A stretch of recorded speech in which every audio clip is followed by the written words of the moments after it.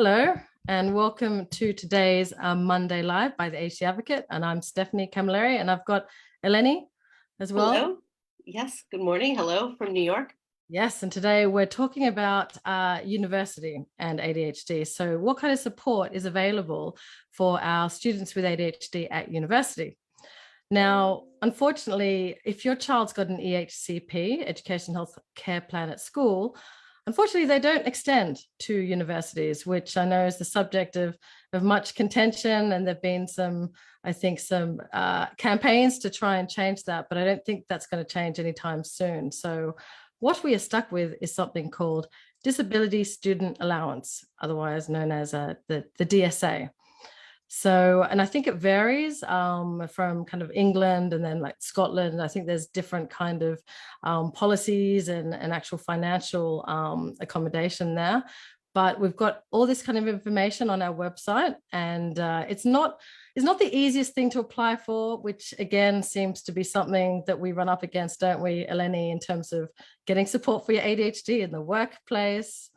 Yes, you do. And it's sort of the support that we see, at least the clients that have come to coaching that are university clients, come for a couple of different reasons. Of course, there is the accountability, which as a parent offering accountability rather than, being objective and sort of less a little further away from your child, we find that accountability to be, more successful and better received than maybe offering it as a parent.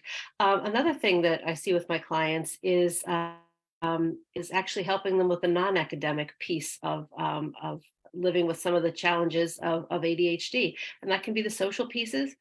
We do a lot of rehearsing with planning for social situations, things that have maybe triggered them, that cause them a bit of anxiety or frustration.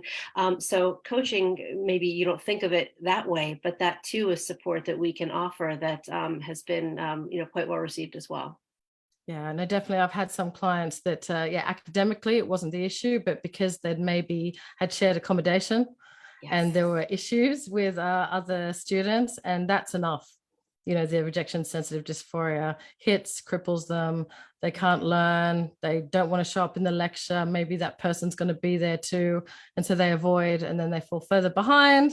Yes. And so definitely we take a holistic approach for a very good reason, because all those things outside the academic, or say it's with someone we're working with in the workplace, the other stuff is going to have just as much of an impact, sometimes bigger, than the actual workplace or academic kind of coaching. So yeah, really good point.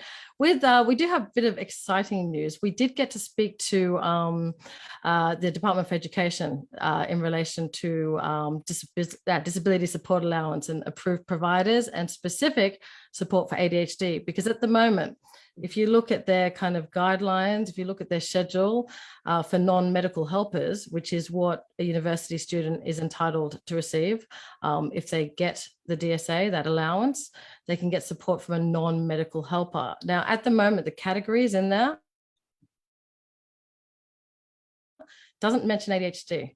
So autism, ASD or ASC rather, they've got a specific category for their non-medical helpers, but not ADHD, as not yet anyway. So that apparently will, it's open to changing, which is really fantastic. But at the moment, I believe the next revision of this schedule is going to put ADHD together with the autism spectrum condition students.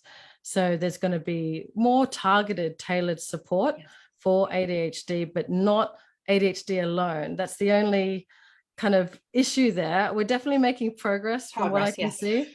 Yeah, but unfortunately, there's just not going to be enough ADHD support, targeted support and coaching, things like that, to cater for all the students with ADHD. So they didn't want to be unfair to the ADHDers by, maybe making that support available in a separate category, but then not having enough, specialist support. So at the moment, it's going to be lumped in with the ASD, but in the future, we're going to be able to hopefully, change the situation and have enough kind of ADHD specialists to support ADHD. So that's exciting. So it's a move in the right direction. Yeah, it's a move in the right direction. But in the meantime, definitely, at the ADHD Advocate, we can certainly help your child that attends university to understand the best way they work and keep them on track. Yes. And we've actually got an academic success program for university students that we'll be launching soon, which is exciting. That's right. That's right. Which will really address the student sort of, as Stephanie said, kind of holistically. It's not just the academic bit, the accountability bit. We understand the challenges they face with their ADHD diagnosis, as do we. So certainly that's the support that we are going to be providing. Yeah. So for more information on the DSA, just to wrap up, do check our website, www.theadhdadvocate.com. So we've got a section on funding where you can see the DSA and click into that. We've also got recommended study aids as well that you can have a look at, because when you do apply for the DSA, you do talk about the types of things that would be helpful. And so you might be able to find a few study aids there that you could put forward. But basically, you've got to fill in a form for this, and then you've got to be assessed. There are assessors that will assess your university student to determine the type of things that are going to help them. But the more you go in there armed, knowing what it is that will help your student, your child, then obviously the more likely you'll be able to get that thing for them and set them up to succeed. Yes. So do check the website for a lot more information as well. Yeah.